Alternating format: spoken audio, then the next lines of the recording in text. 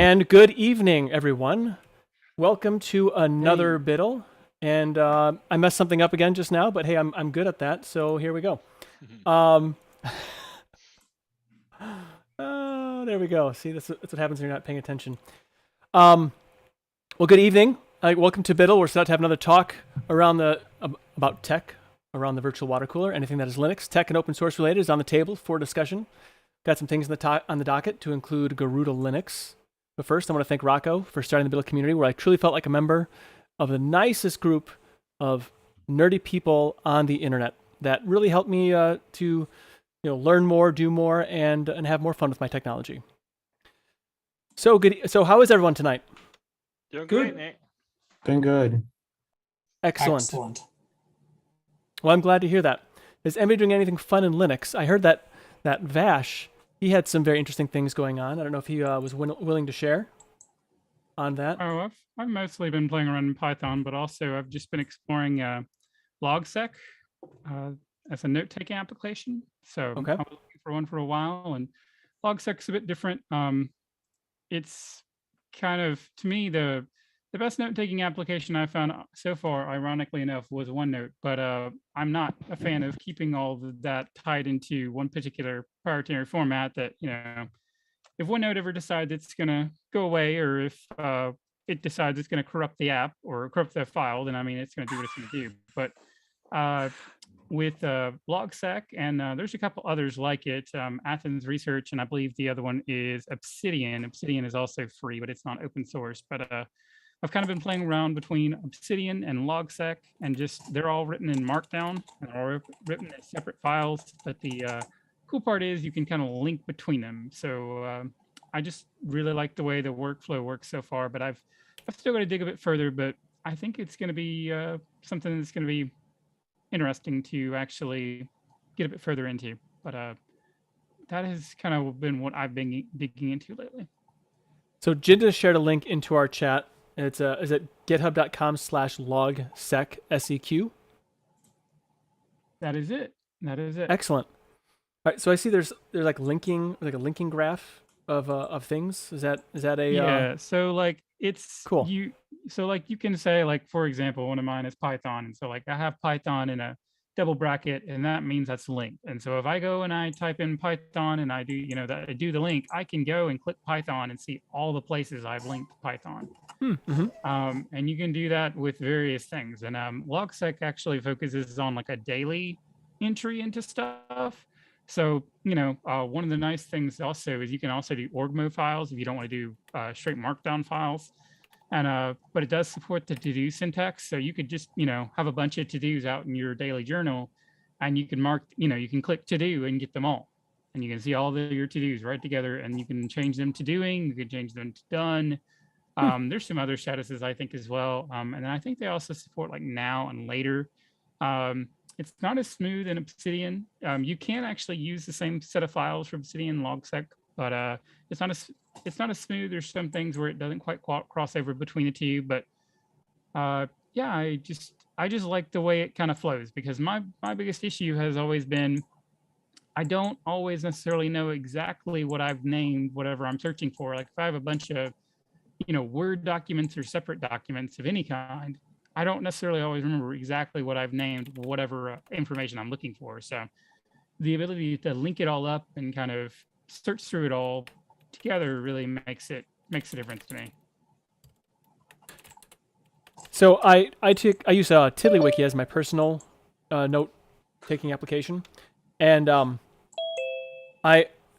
seems very similar. So I heard like the double bracket thing. I haven't really dug into it yet, because your message today is the first I've heard of this, and I think this is a great note-taking app. I love the graph that you can actually see how things are linked together.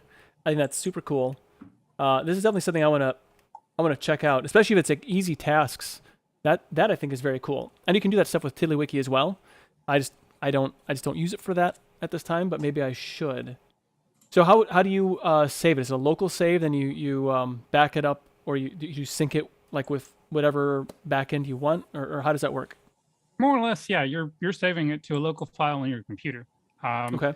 And if you want to, GitHub it, if you want to back it up some other way to GitLab, or even just, your cloud, whatever you want to do, you can do it that way. Is it a series of files or a single file? How does that work out? It's a series of files. They're all, Okay. I mean, they're all markdown files or org files if you're switching to org mode and logsec. Okay, So that's very cool. This can be used on any platform, or is it just Linux? Linux, Windows, Mac. I think Okay. they even have an or Obsidian. I think has an Android app. I don't know if Logsec does. I don't think Logsec does yet. I think they have a beta for one actually. But I believe both Obsidian and Logsec can be used on either one. I believe. Oh, interesting. So you actually open up a browser to a local host location to a specified port.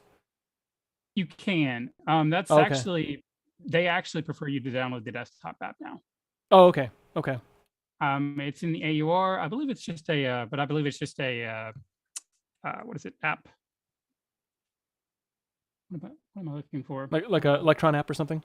No, yeah, it's an app. It's a app image. Oh, okay. Oh, an app image. All right. Yeah, our free desktop app. Let's see. What does it say? I don't know. I'm sure I'll find it. Well, that's very cool. I'm really glad you shared that. How much data do you have stuffed in there now?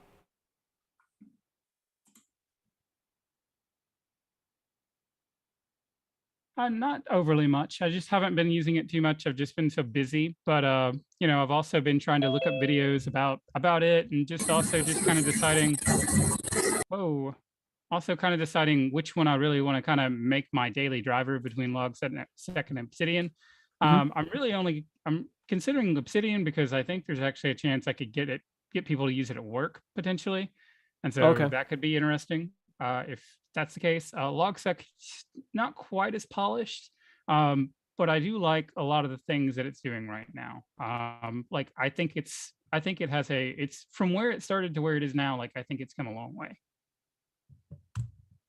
That's cool. I'm gonna download the app image of it just because I wanna try it out. Not right now because I'm busy doing other things, but probably this weekend, tomorrow. Yeah, tomorrow. I'll probably play around with that. That's very interesting. I am super glad you shared that. Has anybody used Logsec or Obsidian here? Nope. Not a lot of east and west here. Not a whole lot of north and south.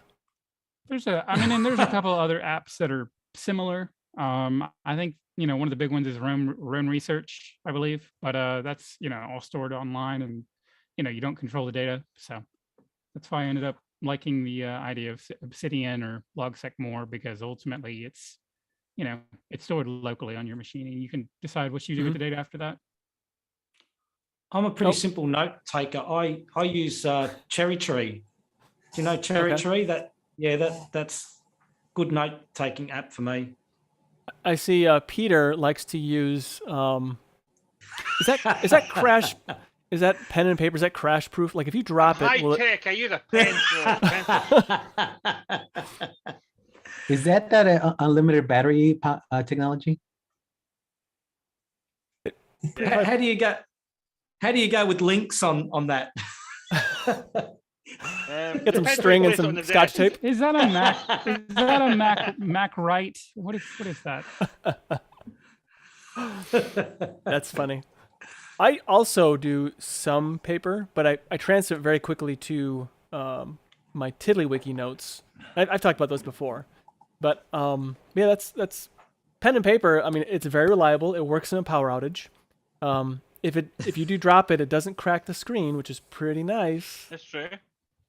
But if you use mechanical pencils like I do, then sometimes you might have user interface issues. A photo. It's true. The problem with my note taking is it looks like you took like little baby chicks, dip their feet in ink and let them run across the page. That's kind of what it looks like. But excellent. Well, thank you very much, Vash, for sharing. And I look forward to hearing, like, if you like next week or the week after or at some point in time, I'd like to hear maybe a follow up on where you go with this. This is a good technology software trail that I'd like to get updates on, if possible.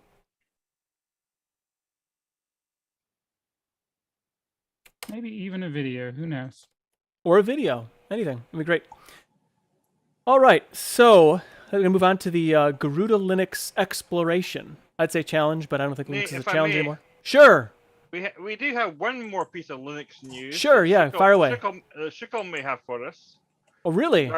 regarding a new position. Really? Oh yeah, yeah. Oh, Yeah. thank you for stopping me because I definitely want to hear this. Oh yeah, so my new position is I'm an Arch user now. I actually don't. No, I'm just joking. So I applied at System 76 as a happiness engineer, and I start on the 25th. Really? So I'm gonna be working for System 76. I'm pretty excited. Awesome. Are you thrilled. taking the place of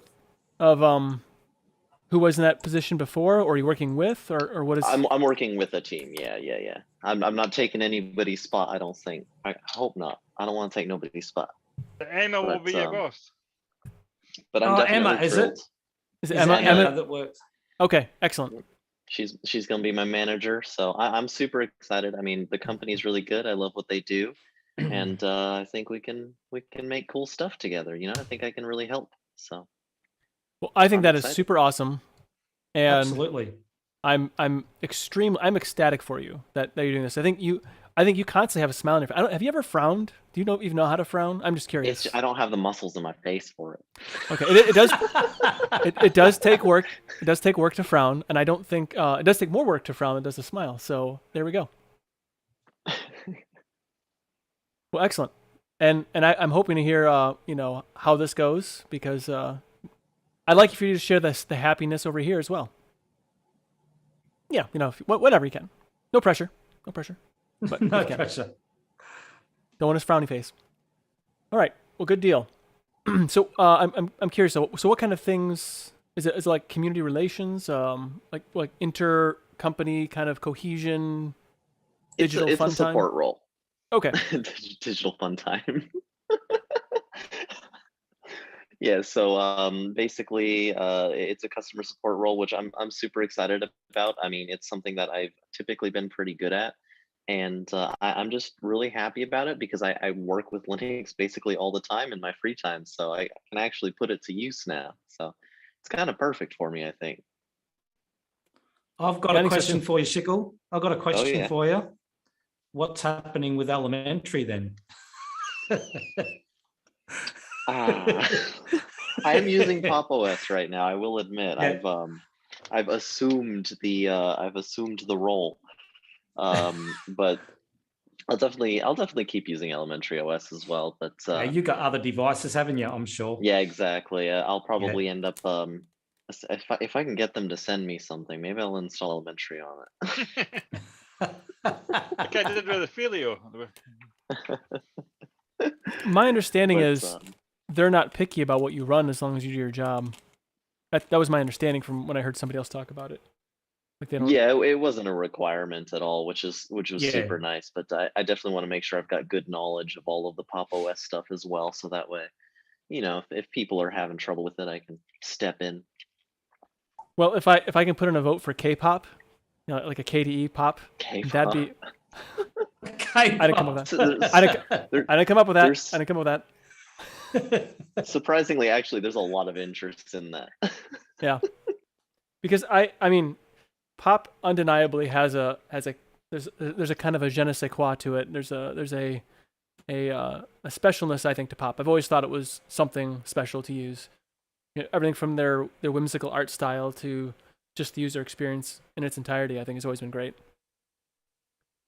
Yeah, they've done a really good job at the presentation of it all. And honestly, the tiling for me is super fascinating because it's such a nice blend of like desktop environment usability with like power features, and it doesn't seem to conflict with each other, and that's super nice. It is. That's very cool. Well, that's really awesome. Does anybody else have any other questions? I don't want to cut anybody off. Thank you, Peter, for interrupting me though earlier. Thank you for cutting me off. I do appreciate that. If anyone else wants to say. I think Shickle, I'll put in my vote to have you talk to them about the name. Like Pop's great. It's a great name, but it shouldn't be Pop !_OS. Just saying. you know, Yes, it should be. Otherwise, we've got nothing to talk about. it's true. That's true. Actually, I I'm like curious. to confuse the search engines. Well, I'm curious to see internally if everybody actually writes it out that way, like, or if they just call it pop. That's a good question, actually. I'm gonna keep an eye on that. Like, is everybody like, you know, because I mean, I was a product manager and like names are a big deal, you know, and you kind of have to like force yourself to, you know, Yeah, oh, definitely. it's not pop, it's pop !OS. Well, you can't write the underscore, can you? That's the thing. You cannot write it. You cannot type it how it's actually presented. Yeah, you can. Why not? No, you can't put the underscore under the exclamation. It's underneath, isn't it? No, it's next to it, isn't it? Oh, maybe it is. I don't know. I thought it I was thought it was after. underneath. It's after it. So it looks like I two was- exclamation points pointing to one point. Let me change my wallpaper. Oh yeah, the wallpaper has okay. There's like a shortened version of it where the Yeah, exclamation mark is yeah. That's right. Yeah.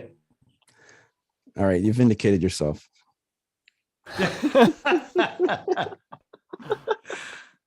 Now they just need to send you a shirt that has Pop OS on it so you can wear it when Eric's on here. That'd be pretty good. Absolutely. I think that should be required now for you to show up on any of your podcasts that you're in, right? You have to wear a pop shirt.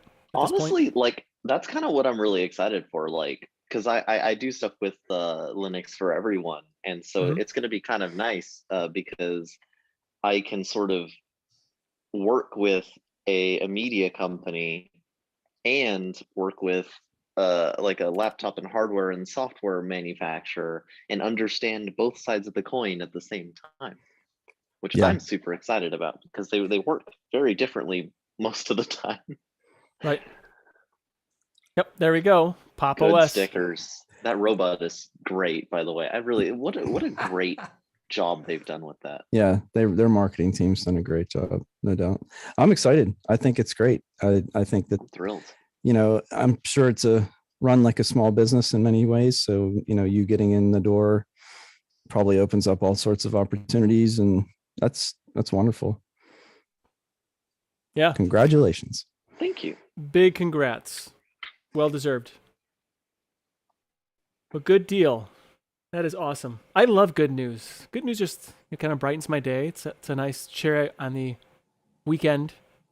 You know, Sunday's the 7th day of the week for me in my head. So on the 6th day, whatever.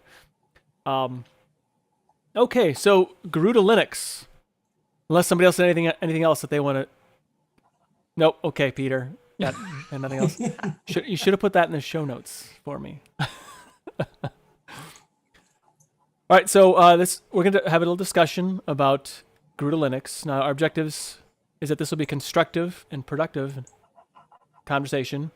Non-objective opinions like it's garbage are just not allowed. So just, you know, let's be, you know, reasonable with our opinions, and make sure everything's beneficial. So it's saying, say something to the effect of, it would be better if, and then fill in the blank. I want to highlight the positives. I don't want to negate any of the lowlights in it. So we'll just talk about the distribution for its merits, and let's not poo-poo on it. So this exploration of Garuda, the intent is to talk about the different aspects of the OS and see how we felt about it. Now, some quick little bits about Garuda Linux. It's a newish Linux distribution. It's based on Arch. It aims to produce various colorized UI desktop environments, which seems like they did a good job of that. It features a rolling release update model using Pacman as its package manager. The term Garuda originates from Hinduism, which is defined as a divine eagle-like sunbird and the king of the birds. So, but I guess someone said it's just pronounced Garud and not Garuda natively. So, I've heard it Garuda. So here we go. Garuda Call it what you like. Sandstorm. I can deal with that. So it has various Linux desktop environments. I went with the KDE, but also has GNOME, XFCE, LXQt, has Wayfire, Qtile, i3WM, Sway, and it comes with something called Barebones for advanced users. It's meant for users who do not want the extra software and functionalities. Bare bones, KDE and GNOME have they have minimum packages that allow the operating system to run simple functionalities. So they do not provide any support for the bare bones users, as the user has the liberty to control their Linux distribution. All right, so does anybody want to kick off how their installation process, what they thought of that? Fire away. Oh yeah. So actually, it's kind of like a mix of both, right? So like starting at the website, like getting the install medium, the downloads page was honestly a little overwhelming in my opinion. So I don't know if anybody like went through the website. I just went straight to the downloads page.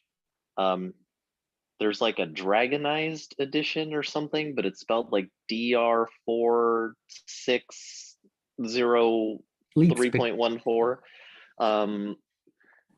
So that was a little weird, confusing actually.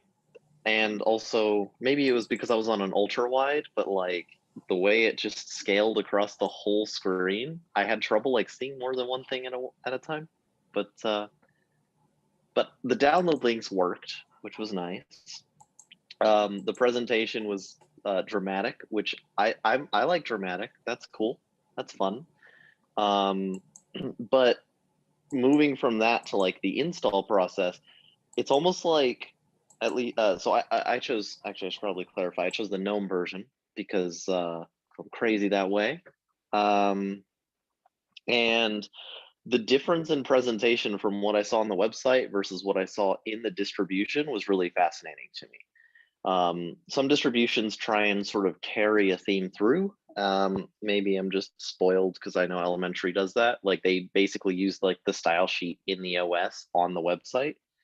But with Garuda, it kind of felt like two totally different things. And it wasn't really clear at first, like what the initial experience was supposed to be. So when it booted up, the like main window was there. Like it wasn't an installer window. It was like a window with options. And I didn't fully get that because a lot of those options only make sense if the OS is installed in the first place. Like they don't do anything useful on a live USB. So it was a little confusing, like from the very start to right before the install. I mean, there's an install button in that window, but that's at the bottom of all these other settings and tweaks and stuff that only apply really to an installed system. So that part was super confusing. I think getting to the installation point was a little bumpy.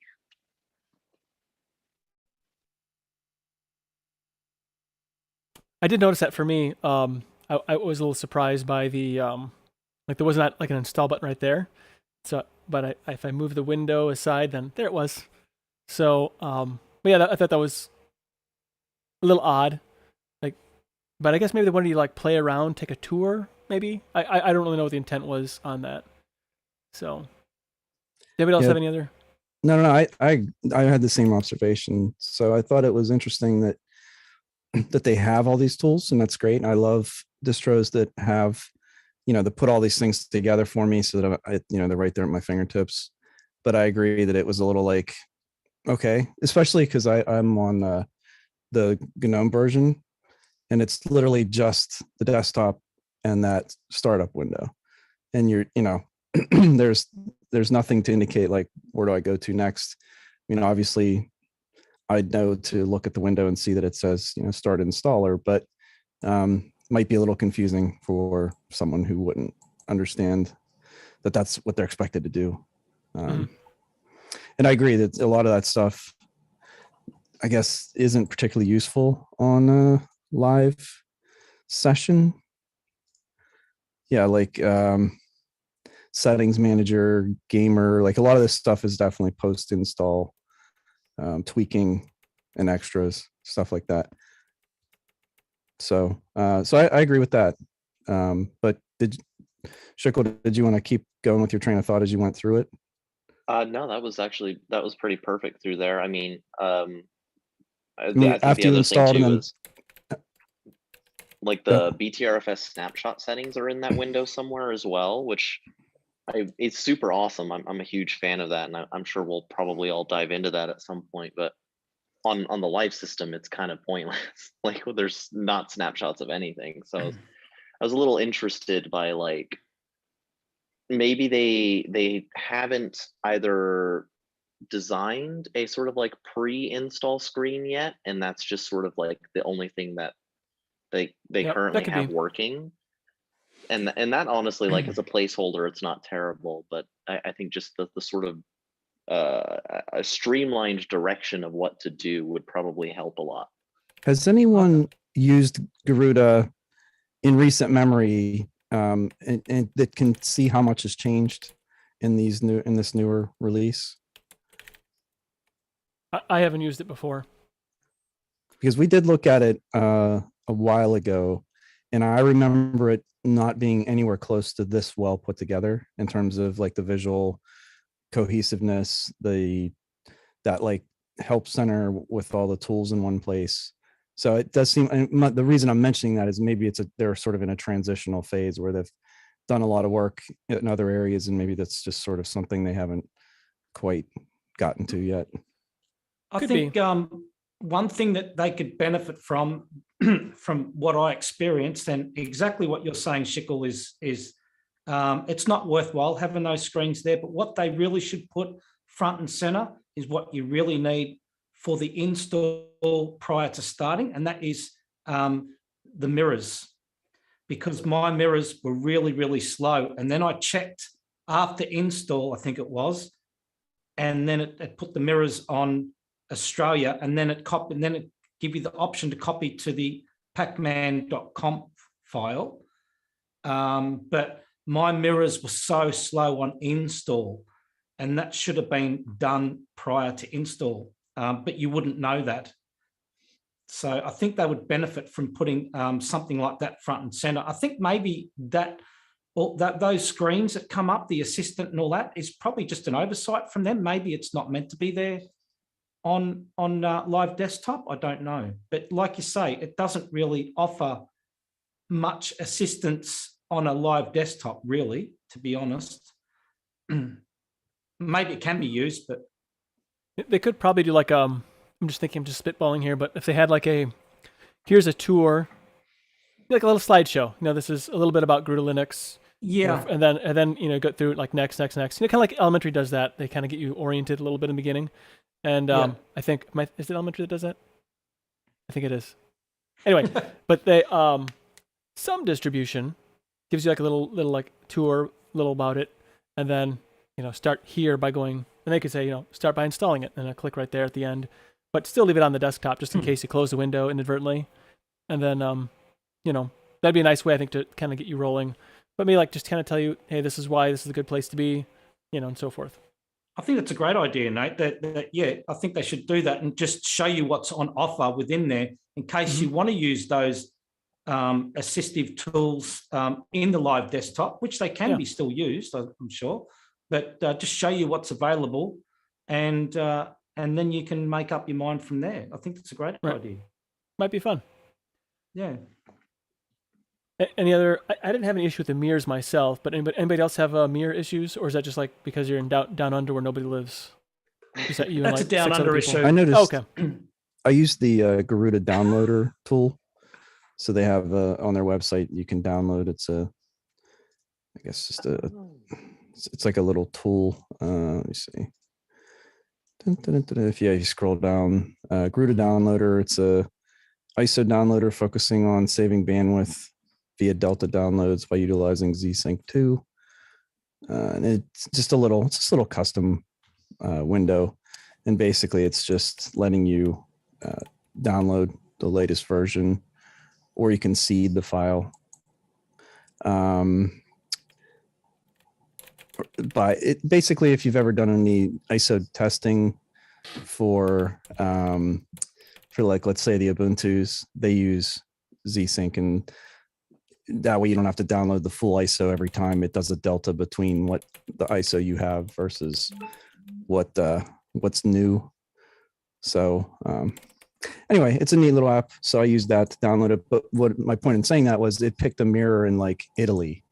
I was like, okay, I'm assuming there's one closer than that, and I stopped it, closed it, and tried to run it again, and it did the same thing.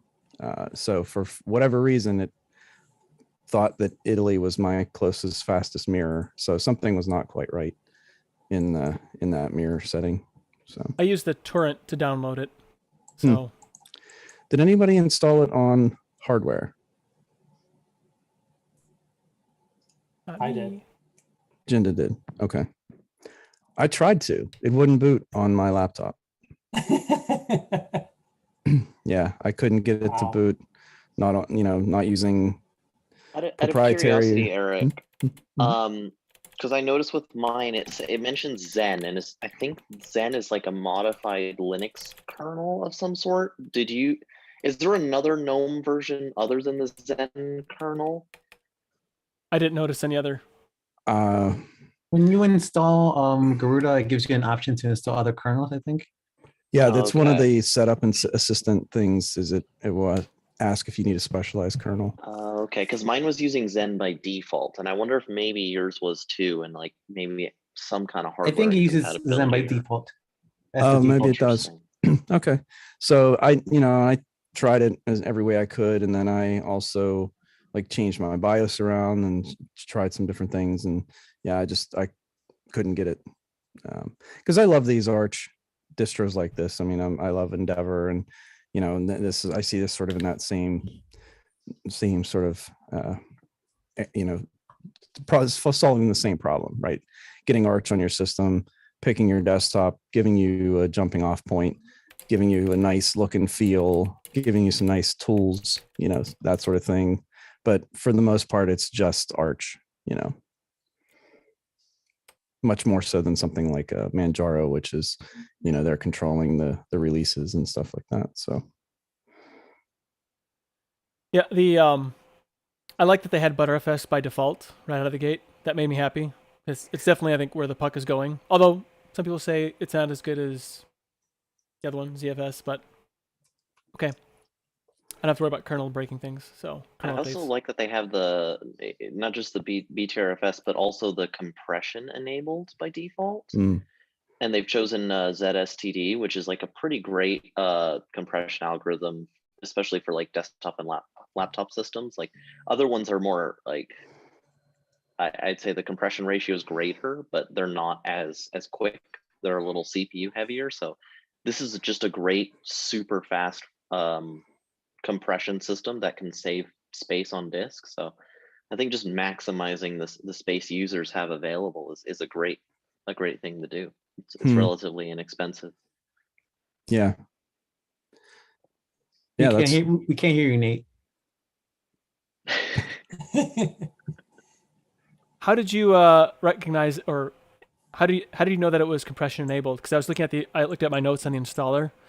I didn't see that. So the slideshow in the installer does mention that compression is enabled, but afterwards I went and verified by checking the FS tab and doing a few checks on BTRFS itself with BTRFS comp size, and just seeing what the compression differences were. Interesting. So I wanted to mention that I appreciated those pop-ups that keep happening, telling you what software you wanted to install, the ones with the browsers and all these things. I wish there was like arrows going back and forth before you made your final selections, though. I think that would have been nice. It. Yeah, it'd be great if there was back arrows, and then possibly even a summary at the end, like you pick this, you want to make changes and then finalize. I did several things like different browsers, VLC. None of it installed for me. Me too. None of it worked. Interesting. Yeah, I'm running the KDE version now. Yeah, I was running the Dragon Eyes KDE version. Me too. Yeah. Not only I tried it again, I went into the design assistant and tried it again, and it just died. I got an error where I'm sorry. No, go on, Aris. Oh, I got an error where it said something about the mirror being slow or something, and then it stopped. And also afterwards, it asked me to pick between the chaotic AUR version or the extra repo in the command line. Like the command line asks for yes or no, or what version I wanted. I thought that was kind of weird too. Huh. Yeah, it did all that stuff for me too. But it didn't work. The one thing Well, that I thought, what? Sorry, Kyle. No, that's all right. Go on. The one thing that I thought was odd is it has Dragonfire Internet Explorer program installed on it. When you open it up, it launches to Dark Reader.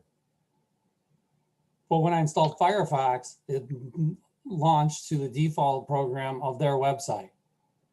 Oh. So I was like, wait a minute, the default program that you install launches to Dark Reader, but after I install Firefox, it launches your, I just thought that was odd. I mean, for such a gorgeous program and everything else seemed to be so, defined on their, like their calling card, their name brand, you would think that would never happen.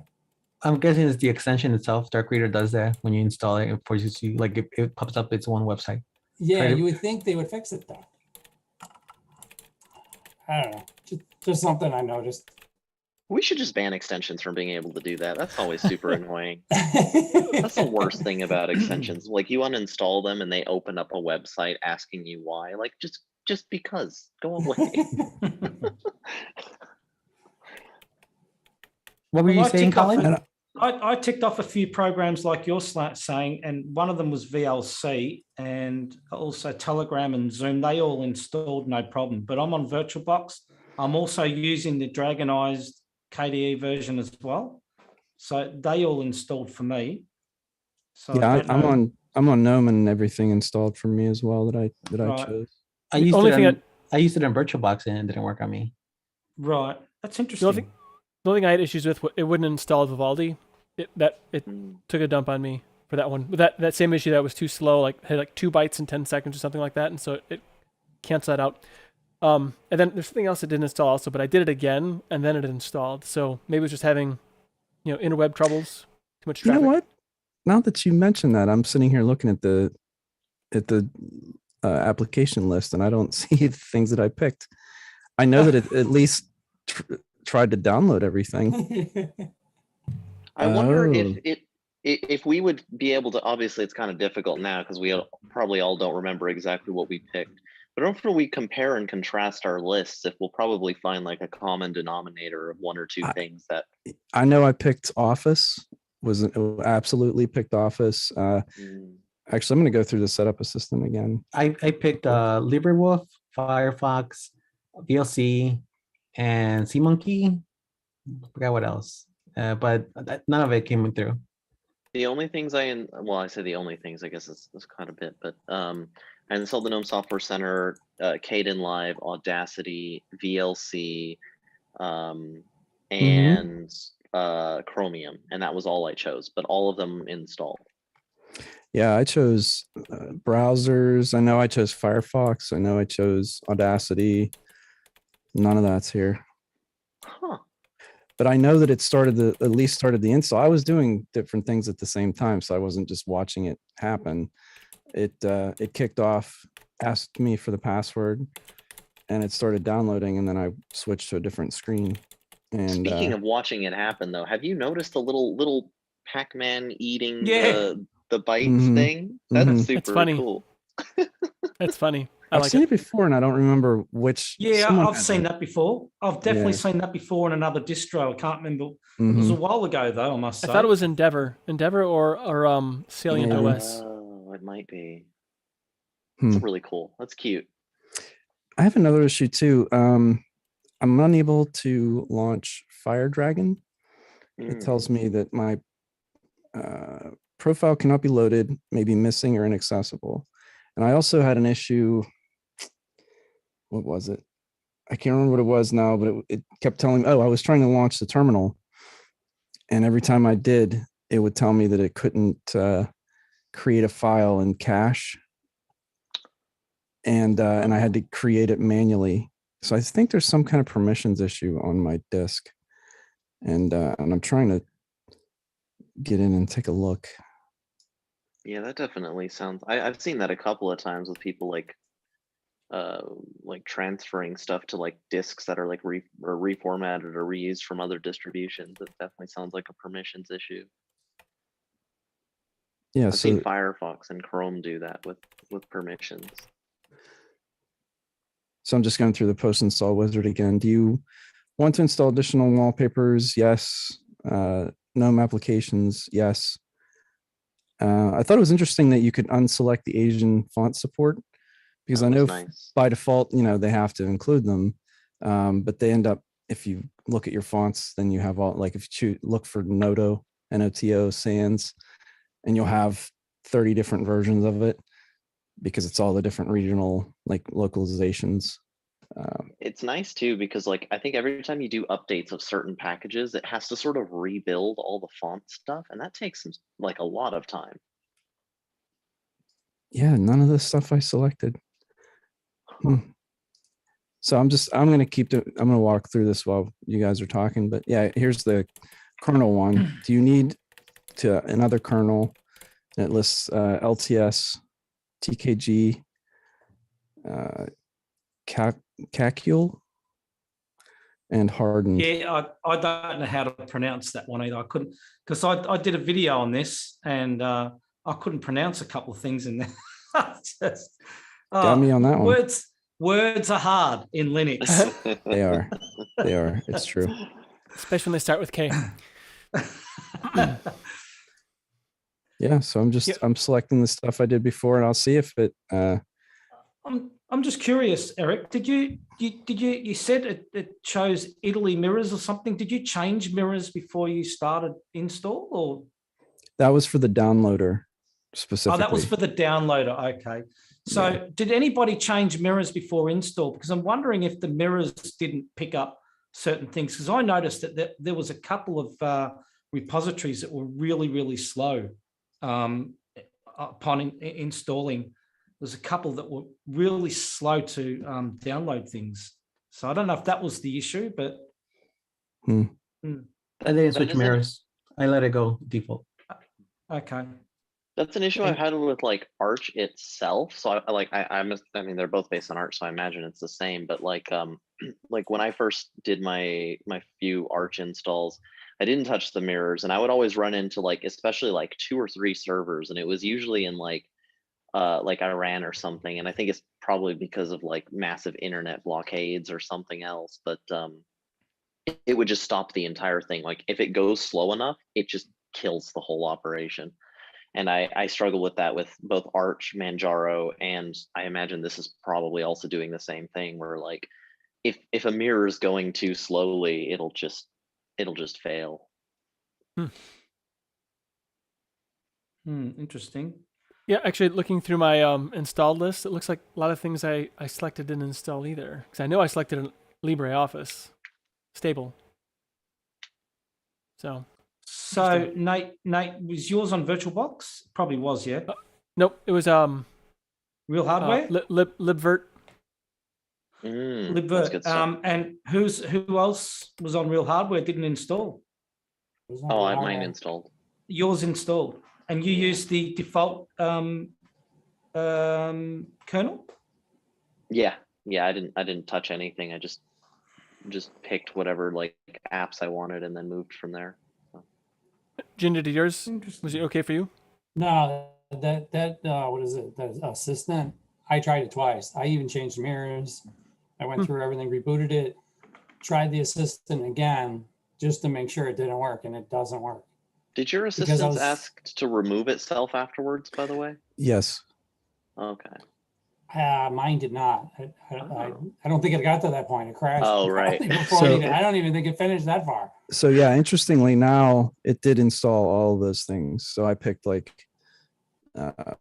Audacity and OpenOffice, and I didn't pick Lollipop this last time, but now it's here. It wasn't before. VLC's here. I didn't pick it this time. So maybe the desktop, the application refresh update. It could be. So no, maybe, I tried running stuff in the command line, thinking it was just not, there. Gotcha. So I typed in VLC and nothing well, happened. I'm gonna reboot it. Didn't install it. Yeah, I'll reboot it just to see if maybe that's. I have to admit that they had a section for games and emulators. I don't know if you guys went through it, but it's probably the best I've ever seen in my entire life. So good. It was even good just for a list, because like sometimes you don't know what it is. Yeah. And you're like, oh my God, what is it? And It's funny you say that. Yep. It was so good. You know what I mean? And the icons and how it was done. I'm sorry. I thought this was gorgeous. I thought this was a really, really nice take on how to set it up and everything. The only thing I have complaints about, and it's not really a complaint, I just found it odd. When I did finally install and rebooted my machine and it launched on 2 screens, the wallpaper they picked didn't match the other one at all. It kind of, you know what I mean? They looked out of place next to each other. And I'm like, you guys went so far to make this gorgeous, perfect thing. You kind of, it's not that I didn't like it. It just, it didn't have my expectations were gone. You know what I mean? Which Kind of desktop? busted my bubble, you know? I was like, Do you know which desktop did you use? KDE. Okay. Yeah, it's just when you know how you get that first thing, and this thing is so gorgeous, and I look at the other side of the screen and it didn't match the wallpaper. I was like, oh, I'm so crushed. You got to balance your expectations. That's what it's all about. Well, but you guys got to admit, if you like this or not, they really went out of their way to make something, out there and gorgeous. Somebody spent a lot of time really putting some visual Yeah. polish on it, no doubt. Yeah, they Did a did. good job. It's almost like neon signs. It kind of, for me anyway, it harkens back like almost to the 90s when everything was fluorescent, except they're going for more of a purple, yellow, orange look. I don't know. I like it a lot. I like this.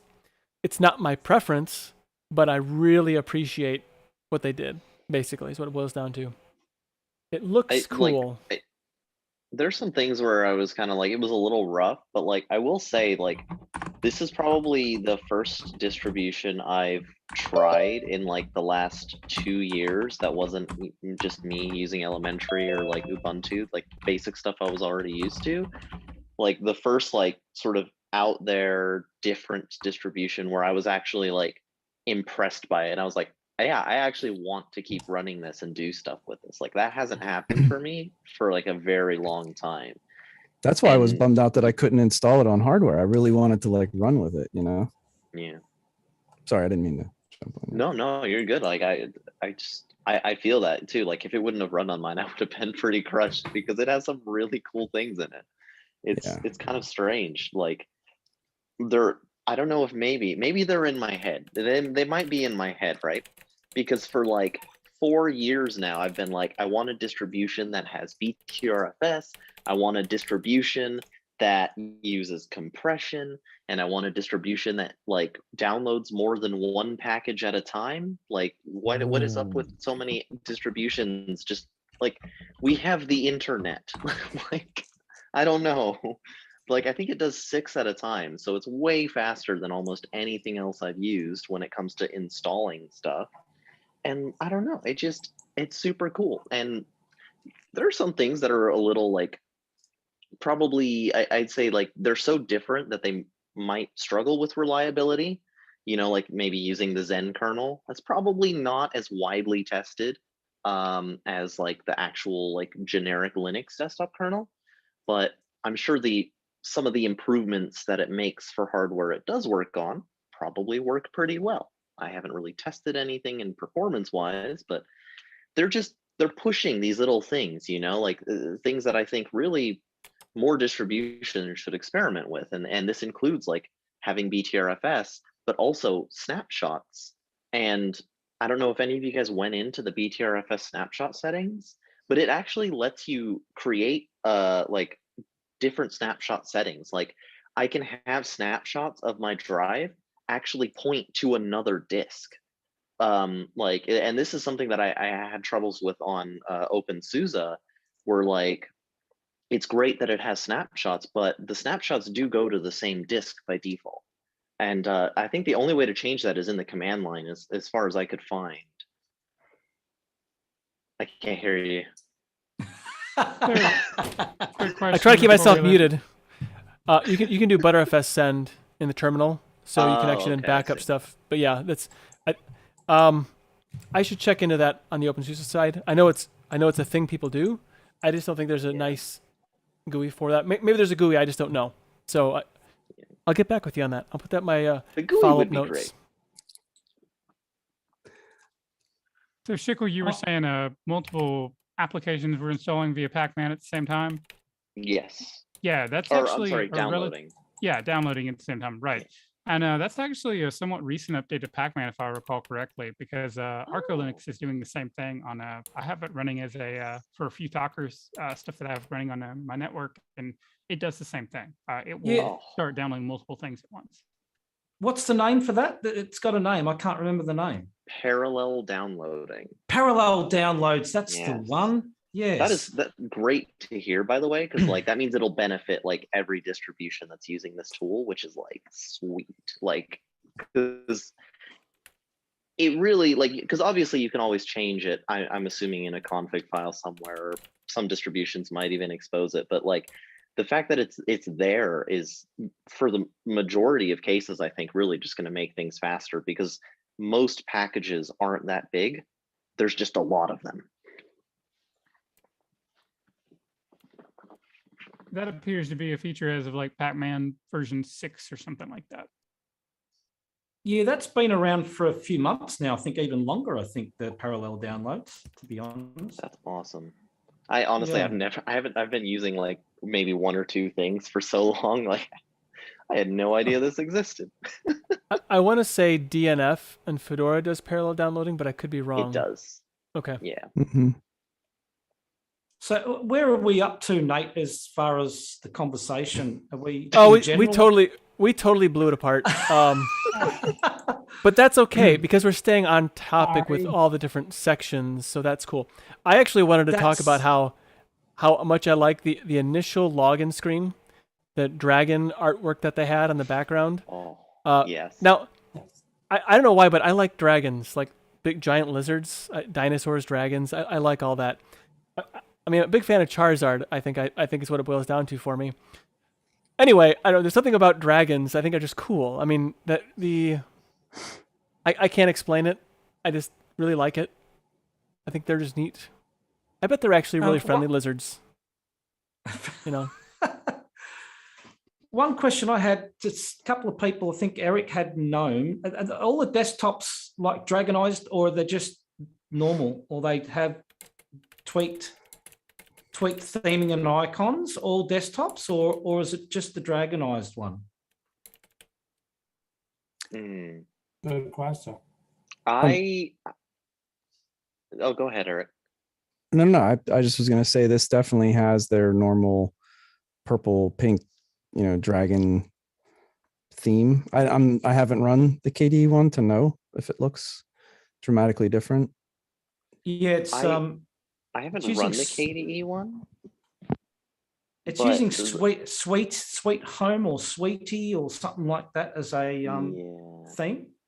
It doesn't do that on the GNOME one. I like the icons are like flat as far as I can tell. Like they're it's a really cool icon set, but they're like circles with like material design looking stuff. Let me see if it has tweaks on here. Yeah, I'll tell you what it is. Give me 1 second. Compared to what I've seen in screenshots, the GNOME version seemed relatively tame. Very tame. It's Tela, T-E-L-A, circle, dark. Yeah, those are great. Yeah. I like those. I've got Sweetified Plasma. Yeah, actually, and Sweetified's that's a very popular theme and icon set. Right. It's super gorgeous. Like it's like almost like too gorgeous, right? Like it's so pretty, like it's hard to use. Like it just looks so good, but it's so distracting because all I want to do is just look at it. It kind of it blends a little samey too after a while because everything's sort of the same hue to me. Like all the new Google icons. Right, and everything just sort of blends, and it's all of a sudden it's just sort of like too overdone, like it's too much. Yeah, right? I agree. I couldn't use it all the time like that, to be honest. What I found interesting in the Plasma edition is under appearance, they've got a lot of all the, I don't think Plasma's normally like that. They've got a lot of the settings for appearance, window decorations, application style and all that under appearance. Everything's under one appearance in the main menu. I think that's actually new. A newer thing. That's a newer thing, Colin. Yeah. Oh, is it? Is that new to the Plasma desktop? Mm-hmm. Oh, right. That makes so much more sense, to be honest. Well, now we know who's running Debian. It's been on there for I think at least about a year or so, I believe it's been that way. They rearranged the icon layout some time ago, and I know it's been that way at least since I know They did. They Leap changed 5.2, like how it 52. works though, right? Like where like it drops out of like another subcategory or something. Like didn't they change like the like they Yeah, didn't just they forced it all in the same window now, and it kind of has a nice like a scrolling effect instead of okay. what they did previously, because it used to open up additional windows before, but that was a while ago. Yeah. I don't remember when that changed, but it's been like this for a significant amount of time. Now you can have it still look like the older I don't know, for lack of a better term, it's like a single window with like icons across instead of the menu on the side. But that's, whatever you want, I guess. They leave the old way still there if you want it, but it forces it all in the same window. I wanted to mention the boot screen that was really pretty with the dragon. I don't know if you noticed that for the KDE version. Yes. Yeah, I did enjoy that. You know what? There's something. So if I installed Firefox and it's telling me that the profile cannot be loaded, it's missing or inaccessible, and I look in the Mozilla folder, and then there's a Firefox folder, and then within there though, there's no profile, there's nothing there, and it's almost like packages install and they sort of have a skeleton file. I don't think that's the right name for it, but it creates a directory structure that it knows it needs. And it's almost like for some reason, like either it can't or it hasn't created the right directory structure for things like, I have 3 web browsers and none of them work because they all basically claim that they can't open. So weird. Out of curiosity, can you like run like just like a chown command for your home directory and just put it all to your user? Yeah, I could try doing that. I mean, obviously it's not normal to do that, but I wonder if maybe something installed, or like when the profile was created, it like didn't assign the proper permissions to it or something, or ownership. Yeah, there's something. So it's an odd enough thing that I've never really seen it before. I think I understand what's happening, but I've never seen it before, so I don't know why it would do that. So, especially if it's all upstream Arch. Yeah. Anyway, okay. It makes me almost think that it's corrupted or something. Makes me want to, get a new download of the ISO and try again. Yeah, because you did the GNOME, right? Yeah, none of you had any issues with opening FireDragon? No, FireDragon like opens up. I actually been using it more. I loaded Firefox and Chromium, and they all. But all of you are using KDE, No, right? I'm using GNOME. Yeah, I did the GNOME. I did KDE and it worked fine. KDE fine. Okay, Yep, I'm same. gonna try reinstalling it then. I'm gonna get a new copy of the ISO. Something's not right with it. Because I searched their forum too, and if other people were having that problem, it would be on their forum, and there's no hits on that. So that's impossible. That if that was a widespread issue, I guarantee you it'd be a lot. Before you try that, before you do that, run updates and then just reboot. Okay. Because sometimes I've had issues with Firefox, like if an update happened in the background, all of a sudden it just kind of like loses its mind, and then if you don't like just reboot, not just restart Firefox, but reboot. So I've had that happen, before. Not in Leap. Am I the only person? Am I the only person who used their downloader tool? I have not used it. Yeah, no. I torrent. Yeah. Okay. That might be the issue. Yep. All right. I'm gonna download it directly from. Eris, you mentioned the Grub background thingy. Gosh, I forgot what they call it. I thought it was Plymouth. I'm not sure if it's Grub. Oh, you know what? They also theme their Grub theme, but yeah, the Plymouth screen is really, really good. But I thought the Grub screen theme, like, I almost don't want distributions to theme that because it kind of never looks good, like on any hardware. Like it's not even like an issue with like it being designed poorly. It just never looks right because the resolution's always low, and it's sort of like it's just not good in general. And it's also, it slows it down a little bit. I thought it was an interesting choice.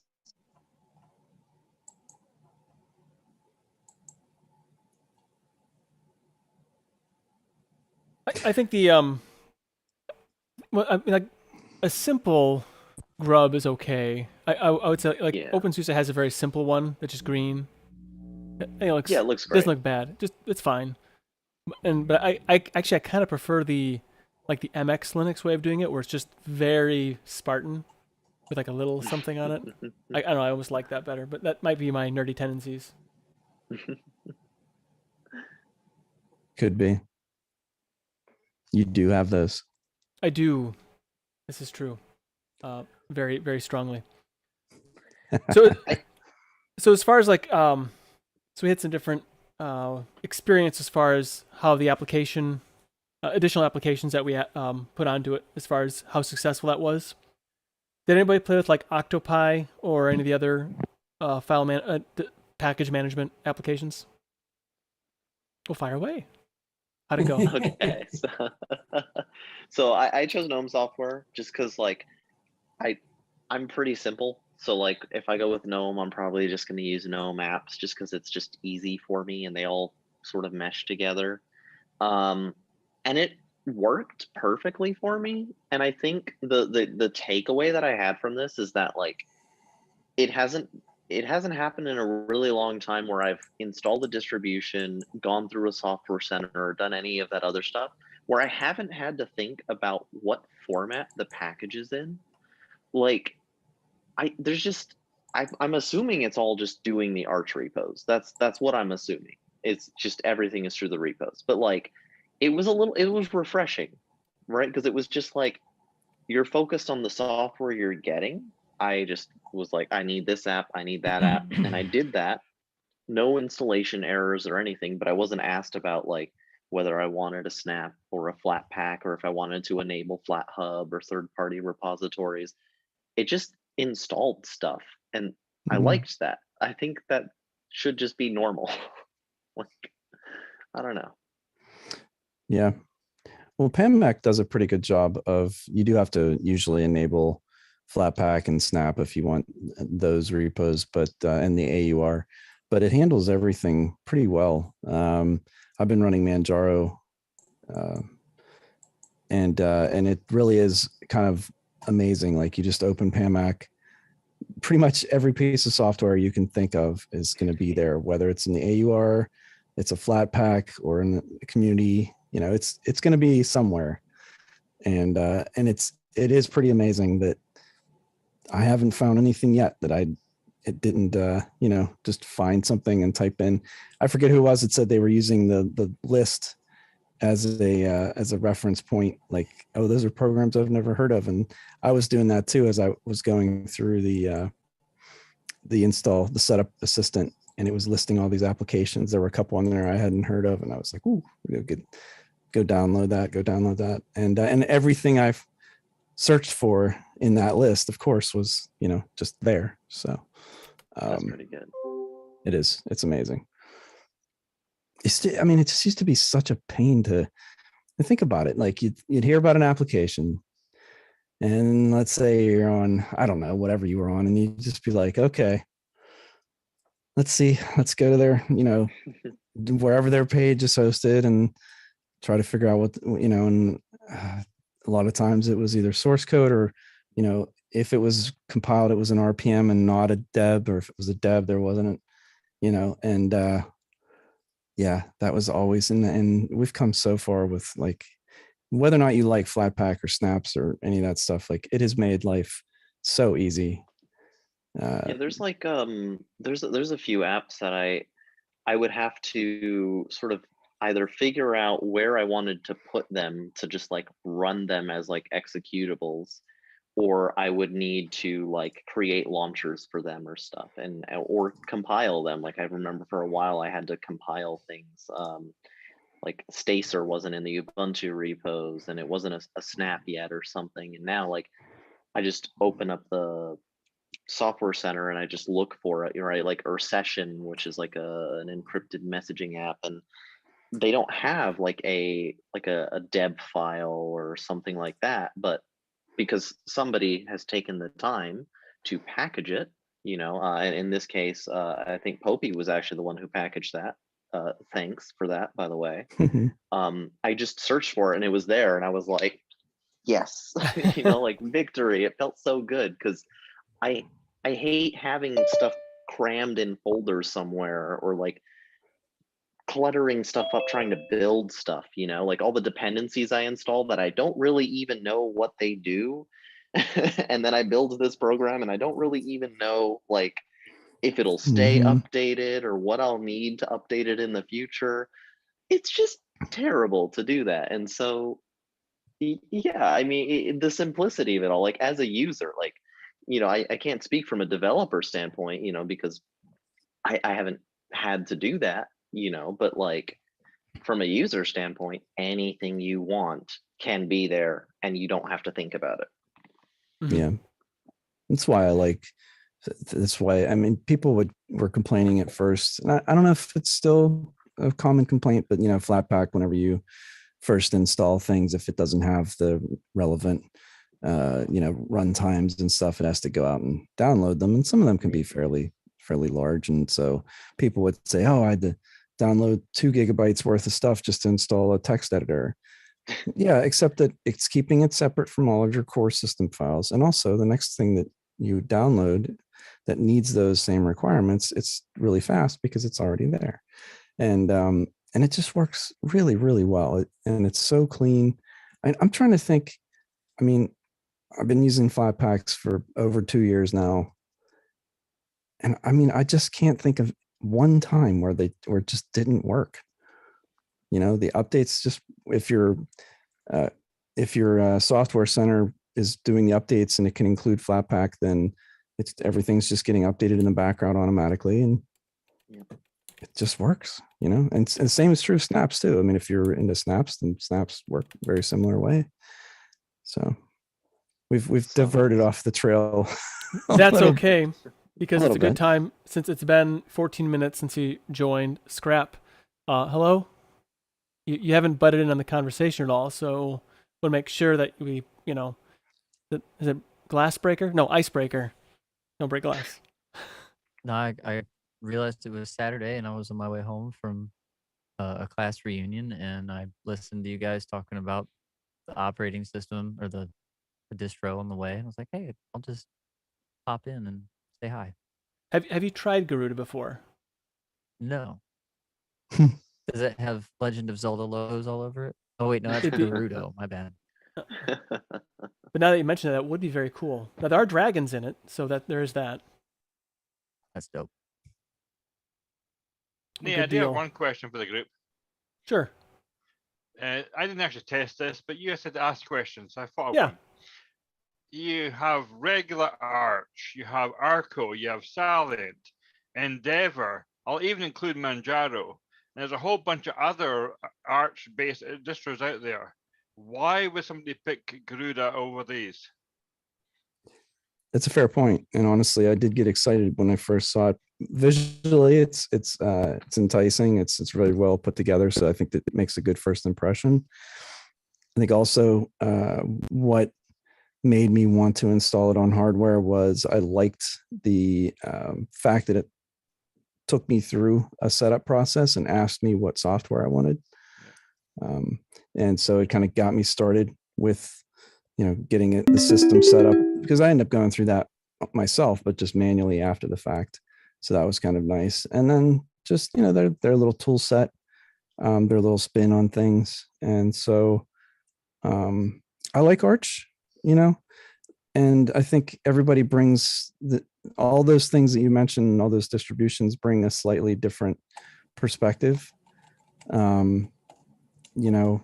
I still think Endeavor is probably my favorite because it treads the lightest. It's more or less just basically an Arch installer in a lot of ways. although they also do have some tool sets and things too. I'm not to belittle, or downplay the work that they put into it, but it's very close to Arch, whereas something like Manjaro has, they have their own repositories and do things a little differently. So Garuda just looked like, another sort of interesting perspective, if you will, on that. I do like the polish. I think it's a want- great polish. It's a unique. It's not like other Linux distributions in the look. It's a dark theme right out of the gate with some very intense accents. I think I like it. I was listening to you guys talk about the Btrfs and the default compression. My thought was that would be really neat to have on a multimedia type system like what I would use, because I do, if I'm doing a lot of podcast stuff or, audio, video, you run out of space real quick on a scratch disk sometimes, or, I don't have a scratch disk on this machine I'm using here is a Razer gaming laptop. It's got a M.2 on it. Do you have a scrap disk? I I'm sorry, man. I just couldn't help myself. love it. The other No, good thing, that'd be good. because you mentioned the M.2 there, and Garuda actually in the BTRFS settings also has settings like for SSD trim and stuff like that are like easily accessible and exposed, which is super handy. I completely forgot about that. You're absolutely right. It has that whole it looks, it's like, it can't be this easy, right? But I check Yeah. that box, like it's not actually going to install all the packages and configure it, right? And it looked as though it was just that easy. God, I'm gonna have to pull that up now that you mentioned that. You're right. I think when I hit that screen, that's when I was like, all right, this is going on a USB key. I'm installing it. That really got me. Like, I was like, oh crap, like these are all things that I've become familiar with doing in the terminal because I fiddle with it so much. But honestly, I don't want to fiddle with it in the terminal. I just want to check a box, have this setting done, and be done with it. Well, don't you forget to, and it drives you crazy because you're like, oh yeah, that's right. This install, I haven't done that yet. It's the other one that has it, and yeah. Oh, it's horrible. Yeah, because even checking whether it's enabled or not enabled, or if this setting is there and that setting's there, requires an annoying amount of effort. But to just see it on a screen like that with checkboxes is So good. That's very clever. That may be the party piece for this distro, honestly. Yeah. I want to say that it's also kind of gaming focused as well, and that's one reason it runs the kernel that it does. So Zen, That's a good point. Zen has something to do with gaming, or how does that work? I'm wanting to say that's correct, but it's been a little bit. Okay. I've seen a vague description of Zen where the description was that tweaks prioritized for desktop and laptop PCs. And I'm guessing that probably has something to do with it. Maybe it's a scheduler change among some other device initialization things. They probably remove stuff that might make it work better on a server, maybe. So it probably does have some impact there if it's built for a specific type of machine. So in the YouTube chat, Gorundonu, I'm not sure if I'm saying that right, sorry. It says it's a different scheduler optimized for desktop and laptop use. There we go. All right. I like it. I'm going to pretend I know what it means. I mean, I do, but I don't know what they're using. It's pretty cool, though. I mean, it's a little interesting because I guess I don't really know what their target is for in terms of ease of use, but I think they do really good at making a lot of relatively complex tasks simple to access and change. That's something that I think stands out to me about them, where it's advanced in terms of what it's doing, but it's simple in terms of how it presents it. Switching kernels like that, I don't really know of many other distributions that make it that easy to just be like, oh, you want a hardened kernel, a real-time kernel, Zen, not Zen? Are you feeling stressed today? Try this one.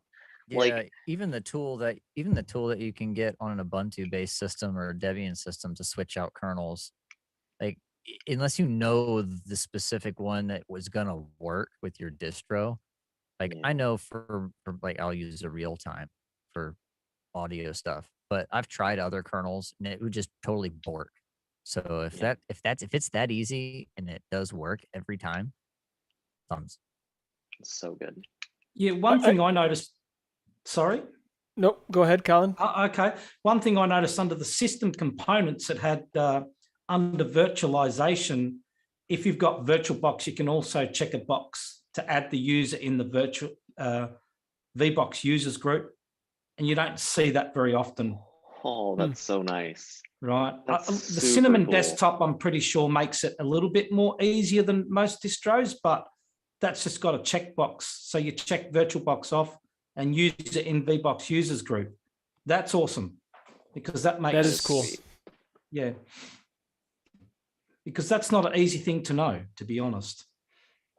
I don't know how big the team behind Garuda is, but they're like pulling some serious things here. Like, this is an impressive amount of work. Like, these are like little things that a lot of distributions are probably afraid to mess with because they can seriously break things, right? Like, for a lot of users, if you fiddle with it, but they're just like, you know what? Let's make this let's just expose this. Here you go. You can do this with a click of a button, you know, like, it's fascinating to me. Like, it definitely takes work to make these things exist and to make them not explode every time you check a box.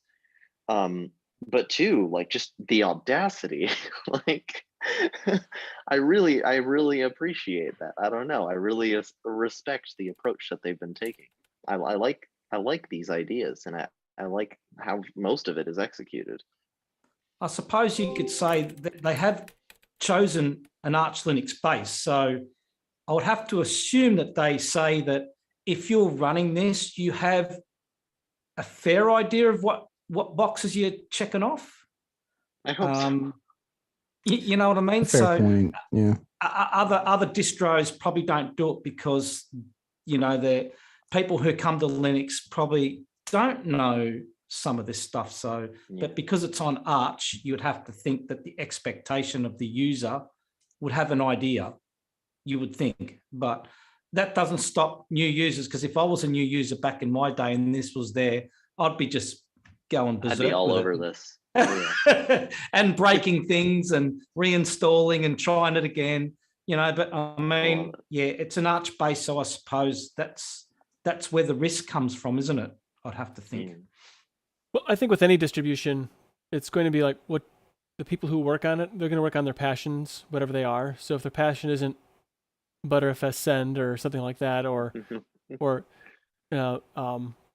choose your own kernel, it's probably not going to be, you know, readily available. So I think just the people who are doing Garuda Linux, that's something that's important to them. They want to expose those capabilities, you know, to a user interface that's intuitive, and I think that's very well done there on such a thing. Peter, to go back to your question earlier too about like why I would choose like Garuda over Manjaro or Endeavor or Antrados is gone, right? There's a bunch of them, I'm sure. I'm so out of touch these days. Arco is the one I hear most. Arco, Easy OS. That's a good one. Easy OS. I think a big part of it for me is the tooling here, where these specific utilities are things that like I have particular interests in, and I don't really know of anything else that exposes them. And these are things that like when I've installed Arch in the past, like I've done all this stuff manually, but the longer I've spent using Linux, the less I've wanted to like fiddle and tweak and tinker with things and like spend time setting things up. And this sort of creates an interesting balance for me where I can have these powerful changes in utilities, right? I can choose all of the apps I want instantly, not have to worry about installing the packages that are associated with them. but I can also, you know, enable and disable certain file system stuff like straight from a GUI. Things that I know most users probably don't care about.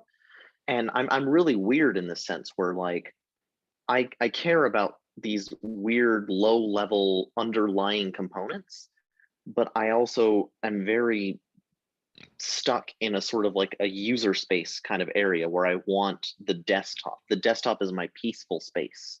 And this kind of hits a nice balance in there. Okay. Yeah, and to the question of whether or not it's an advanced distro, I mean, if you look at the homepage of their website, it's really speaking to people who know what these things are. You know, I mean, yes, easy installation and unleash the beauty. So you kind of have those as the starting thing, but then they're talking about, you know, Btrfs and their GUI tool, chaotic AUR. Yeah, I mean, I think it's sort of probably veers more towards the experienced user. And if you go towards the bottom, I mean, they kind of give you their mission statement where it's focused on performance. Their goal is to provide a distro that focuses only on performance while making it beautiful. That's why we made some sane performance tweaks, improved IO performance, CPU scheduler set to performance, ZRAM enabled by default, excuse me, no hang, and out of memory prevention daemon. And I don't know what the last thing is, to just nice levels, basically. So, so it's basically at its core then is it's a performance-based distribution that is focused directly on that, and then everything else, I guess, is sort of, so there's your tie-in for gaming. Didn't they have something too, a little bit of a tie-in for media production as well? Or am I imagining that? I've seen it somewhere. Like I know, actually, no, I've seen somebody talking in one of the Telegram groups where like they've said that like it's been better for them like when they do like renders and stuff, but I haven't actually tested that. I should. It sounds interesting.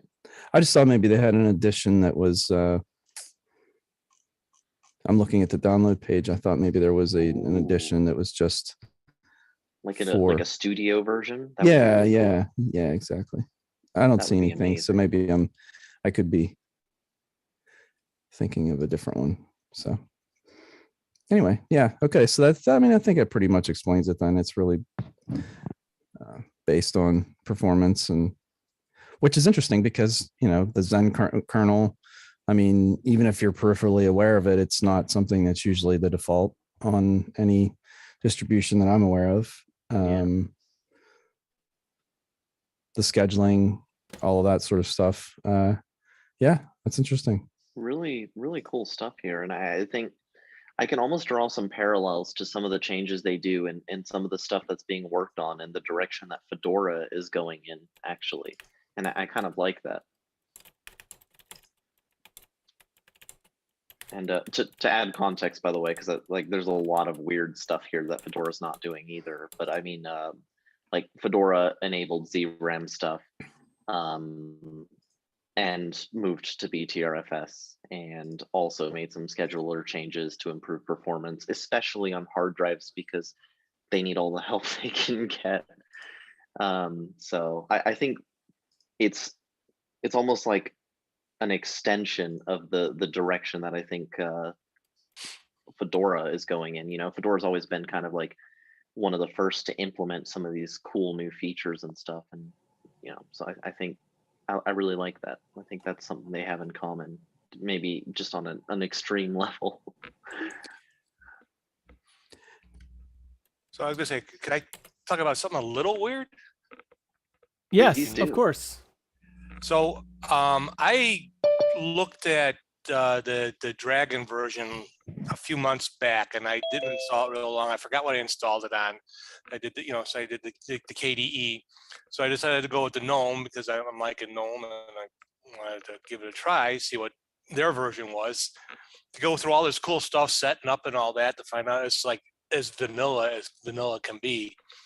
But I always, my user is always Steve's very own on all the setups that I do. When I log in, I had not set up any user account with Google or that. It shows me when I log in as Steve's very own at gmail.com. Mm. Ooh, that's a little bit fun and creepy all at the same time. I don't know if that's because I did that on the other version and they have something that say, hey, you're back. But I do not do Steve's very own at gmail.com for my user. I just do Steve's very own. It can do that. So that's not unique to Garuda, but it's so rare that you wouldn't notice it in almost any distribution. But like if you are on a multi-boot system, you can pick up certain things, like especially if you install over it. Yeah. Well, I'm not this. I don't multi-boot on this one. This is actually I'm using my son's old laptop, which I was on Garuda a little bit ago, and then all of a sudden I'm having it's dying. I think the microphone and all that keeps going out, and I was having problems. And Zoom finally froze, so I'm not sure exactly what I think it's just nice having a 17-inch screen on a laptop, but I did not. It's not.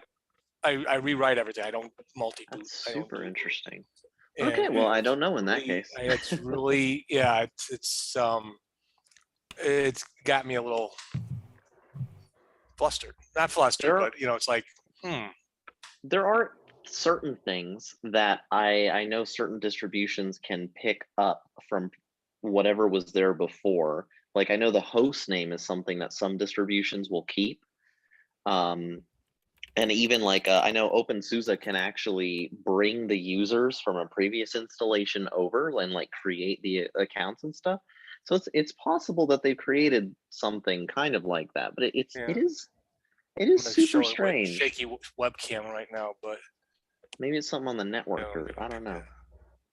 That's pretty wild. Actually, that's super wild. Yeah, that's the fact that it's the full address. Yeah. Huh. It might have just started like querying, your username. I have to go, where was Adam? It was Adam. Could be. So I think we kind of touched on the reasons to try, thanks to Peter's question, we kind of touched on the reasons as to why someone should try Garuda Linux. But is there anything else you want to say, like as to why someone should maybe give it a spin? Well, I mean, I'm using it. That's reason enough, I think. So if you want to be like Schickel, use Garuda Linux and Pop!OS and Elementary. Only Pop, but I liked that you had a decent selection of software off the bat to install, and I guess because of Arch, it's all like OBS was 27.0.1, GIMP was 210.28, and so on and so forth, and that was nice compared to the previous challenge where it had pre-installed stuff and it was all older versions, even though they had access to snaps and flatpaks. But I thought that was a very nice touch. I installed OBS, GIMP, Lollipop, even though I don't have music on here, and I just wanted to see. I took something from each category, and it went pretty easy and pretty quick. I thought that was really nice. If you like to fully customize, I guess you go with the KDE. I was just a little surprised. I mean, the only extension that they had for the GNOME was for the Pacman notifier, which they have turned off. But no other extensions whatsoever. This GNOME is more vanilla than Fedora. It's probably about the same, but after being with Pop and seeing that, and kind of out to wrong, but like Manjaro, you got a list of extensions, right? Some of these other distributions, you got this list of extensions, and here, a lot of cool things. And not that it's bad. I thought, okay, they're going to decide, they're going to let you kind of do it, but it's like, okay, here's our base, and we're just going to throw regular GNOME on there, and we're going to spend all. I really liked that, actually. That was actually probably like one of my favorite things about it, because like I don't know, I'm super strange. Like for me, GNOME is just like GNOME itself. And so anytime I see like something like Pop! OS or Ubuntu, I don't attribute any of it like or connect any of it with GNOME. So like when I use Pop! OS, I basically treat it like its own desktop, right? Like I'm not adding extensions or removing extensions. That's just its own desktop. And when I use GNOME itself, I just use GNOME as its own desktop. So like that sort of paradigm for me, it basically like it made it super refreshing, right? Because it was just like, oh yeah, like you're using GNOME and it's actually GNOME, and it kind of felt super nice. I'm just browsing through their website here, and I ran across the auto CPU frequency. If you guys, I was thinking that would be good for a laptop, because I know like the Razer's pretty Yes. decent about having some of their drivers and things, but they don't have. I don't have the ability to go in and like tune for battery performance while I'm out and about. Now, does that auto CPU frequency, if any of you guys use that on a laptop to test that? I use Dang it on OpenSUSE Tumbleweed and Plasma, but so OpenSUSE uses like TLP, I think it's called TLP by default, and it's all activated and everything else, so it takes care of all the CPU throttling. But there's another another module that's called this system settings module that actually was from Popey, and he talked about it at some point in time.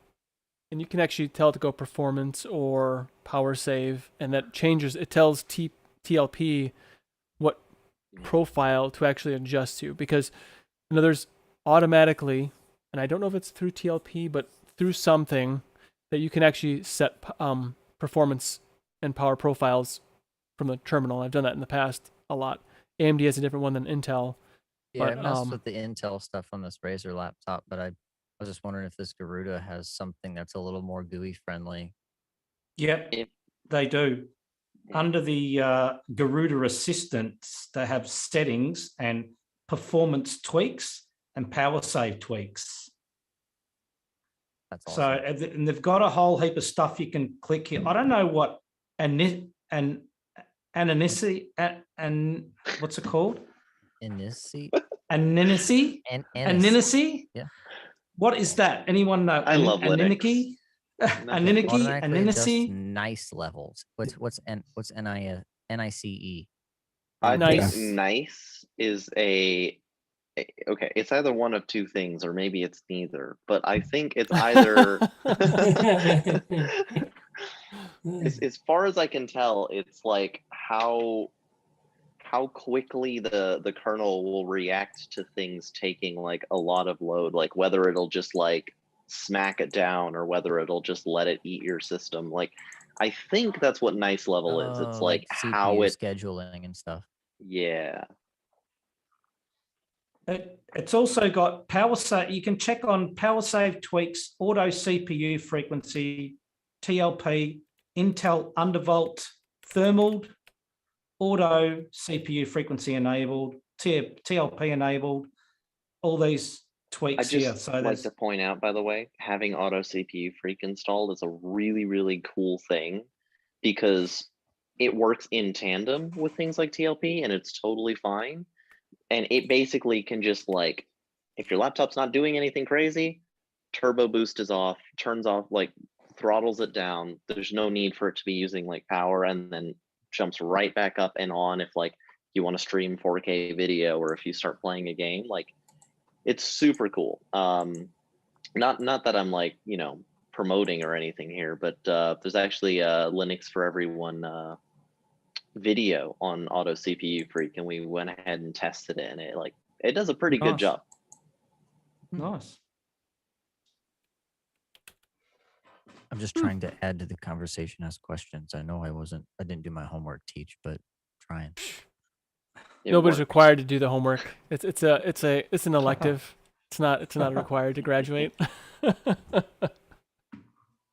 It's also got under audio, it's got also jack support, ELSA support, pulse audio support. So you can just check these things off and apply, and I assume that it installs them. So that's what it does. Really cool. Yeah. Yeah, the Garuda assistant is definitely, if someone were to say to me, why should I use Garuda? I would say Garuda assistant is definitely the reason. Yeah, it's got some pretty good stuff in there, I must say. That's definitely the one thing I've noticed, that every time I jump from distro to distro or try a different one, and I want to get in there and tune things, I have to slam through terminal commands, and I hate having to do that. I miss the only thing from Windows that I've missed is having things like the MSI thing to go and overclock my graphics card or do this and that right there from a utility. That's the only thing from Windows that I've missed on Linux. But generally, when I've done anything with tuning my system, I've done it either from BIOS for CPU and RAM, and then I don't even mess with doing the graphics card stuff anymore because my GPUs they do more than I need. But having that option in the operating system is nice. Well, I agree. Yeah, I think it makes it more accessible for sure. absolutely. It'd be a big draw to get people to come do more Linuxy stuff if they're toying with the idea. I think there's a reason right there, Nate. That's a reason in itself to try Garuda Linux, isn't it? To be honest. Yeah, I think Especially, how easy do you think it'd be for somebody who's, savvy with Windows and computers and if they're savvy enough to install their own operating system or overclock or whatever, they're probably going to be okay with trying to do this. Would that be a fair assumption? I would say so. I mean, when I made the jump from Windows to Linux in 2003, I didn't. But I'm a nerd. I didn't find it difficult to make that transition.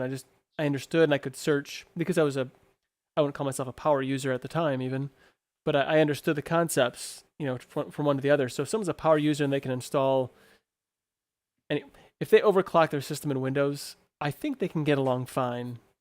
Yeah.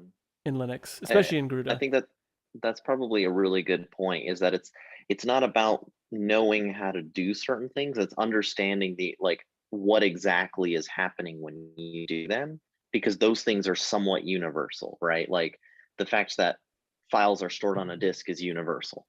If you use a file system and you, let's say, compress disk, they may use a different way of doing it, but the process is the same, right? You're squeezing data might be different.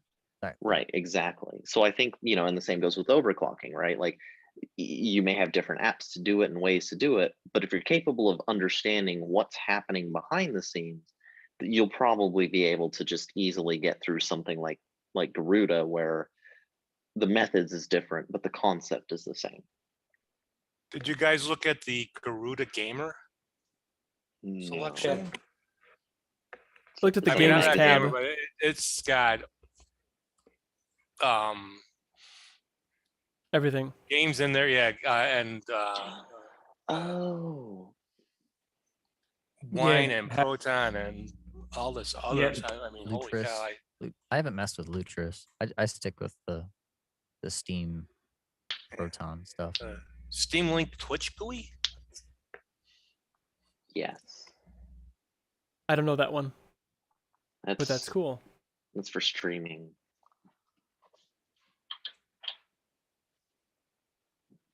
I might have to play with this and get back with you guys, because I'm on an 1804 distro and some things are broken with. And I'm debating on going to, because I'm on Farron, and I'm debating on going to the 20.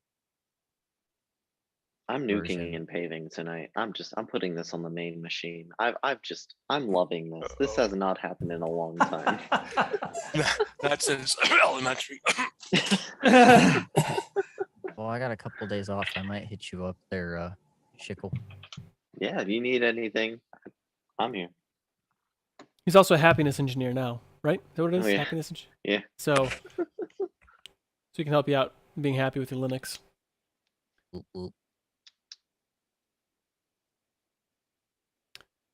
Did you guys already talk about that thing with Manjaro and AUR and stuff earlier?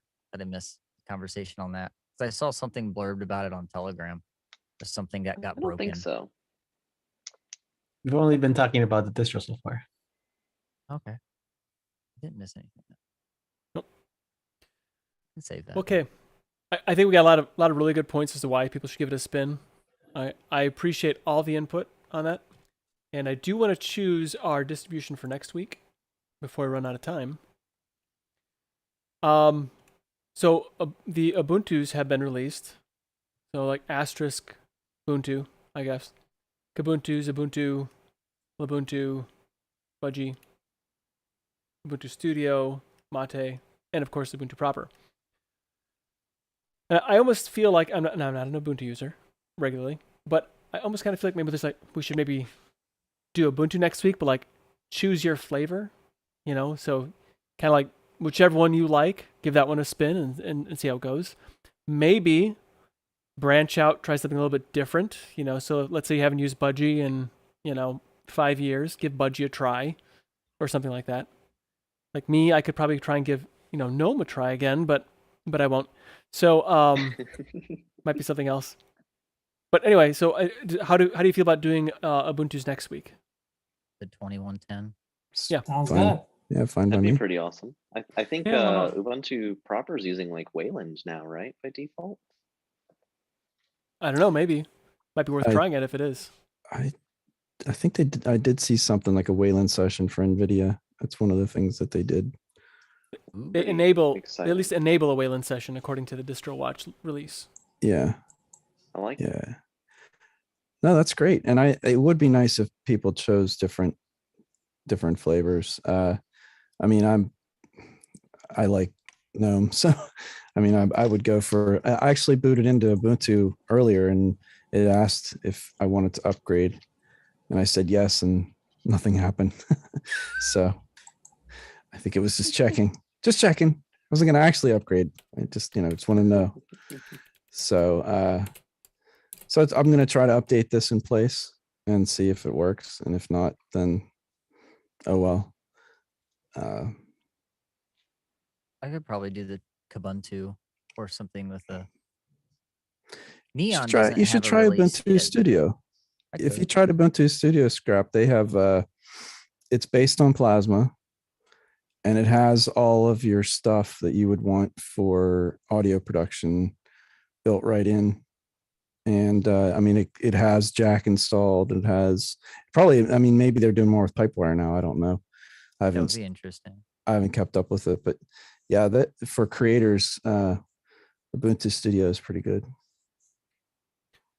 So Lorelight says the Ubuntu proper is terrifyingly broken. So that might be fun.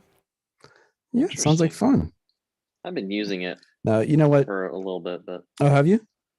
yeah, that's My, I don't know. I always stuck with I like the 9-month releases, the 9-month support cycles, but I would always wait at least a month after release before I upgraded to the next release. Because inevitably there's just going to be some things that happen. And hey, if Apple can't get it right, how can we expect true. Canonical to get it right? It's funny. So I just watched because I lost internet for a while, and so I was watching stuff on my MB server, and I watched Tomorrow Never Dies from 1997, James Bond, and it made me laugh because the media mogul guy, the Bond bad guy, he made it was a dig at Microsoft, I know, but like, is the new operating system ready to be released full of bugs? And like, yes, it is. And I laughed at that really hard, and I had to actually, skip back a little bit just to hear that one more time and to laugh again as I was making dinner. But anyway, so I just thought that was really, really, really funny and totally an aside and not valuable to the conversation at all, but it made me laugh. That was great. I love it. You mentioned. Go ahead. I was just going to say, you mentioned Budgie and Ubuntu Budgie. actually does some really interesting stuff compared to like budgie that you would get on other systems like Solus and in particular. The layout's quite different, and also like they replace files with Nemo and just stuff like that. Like they've changed some fundamental things, and makes it pretty interesting. Well, there you go. There's a sales pitch for those that want to try it. I like it. Ubuntu. Yeah, they have a new Windows 11 layout too in Ubuntu Budgie. Just thought I'd throw that in. It's pretty cool. Well, a lot of options. So for sure, we're settled. I think we had some other good suggestions, from Mitchell, things to try. I think we just did Chaos and Sparky recently. So Crunchbang also. I don't know if we didn't do Crunchbang, but we definitely have on the list. So excellent. So we'll give we'll do one of the Ubuntus next week, and I still want to put Pop in there at some point in time, especially now that Schickle is working for System 76. Well, the beta just dropped, so by the time we do the next one, maybe the full release will drop. So yeah, 1 or 2 weeks from now we can check it out and see if it is. If not, we'll wait till it's released. But there's plenty of Linux options out there to try, so we will not run dry any point in time. There's always that. That's for sure.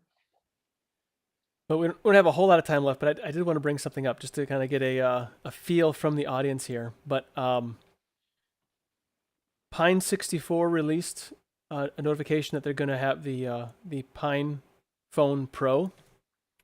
So this is not as inexpensive as the previous Pine phone, but it has really pretty fantastic specs. And it comes out to it's $399 US. So it's not that expensive. I mean, it is, it's a little more spendy than the $150 from the previous. But does this entice anybody to want to try? I mean, because it has some power. So Eric, please 100%. Go ahead. You can go back and see me say it over and over on different things that I was a part of at the time, but I always said that I hoped that they would do a next level phone, because that's going to be one of the biggest things that I think holds back a lot of people, is even if they like the original Pine phone and the Ubi ports and everything is running well on it, it's still going to be 3-4 generations of hardware behind. The cameras aren't very good. It's just little things like, if it has a better screen, better cameras, and it's something that's more on par of what you would get from an Android or Apple smartphone, then it really starts to look like an actual alternative. And so, yeah, $399, of course it sounds like a lot, but go buy a new iPhone or go buy a new Android flagship. $399 is not expensive for a phone anymore, for a non-carrier subsidized phone, where you're paying for the whole thing.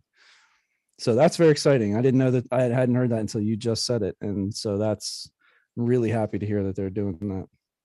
So some interesting bits. They have it looks like an asymmetric core. Now it's the same or similar rock chip that they put in the Pinebook Pro that's tuned for this form factor, I guess. But it has 2 A72 cores and 4 A53 CPU cores at 1.5 megahertz. I'm not sure what they each are. I'm not sure. I don't really know. It does have 4 gigabytes of RAM. It's DDR4. 128 gigabytes of eMMC flash storage, which that is a lot for mobile. Yep. 1440 by 720 IPS with Gorilla Glass 4. Oh, that's not bad. It's not bad. No, yeah, Gorilla Glass, yeah. It uses for the main camera, it's a 13 megapixel Sony, which apparently is very open source friendly, from what I understand. Okay. And then the front facing is a 5 megapixel OmniVision. So I guess there's a lot more decent cameras. That's really all. Power users, people who want their phone to take really great pictures, are already probably steered more towards flagship, super high end anyway.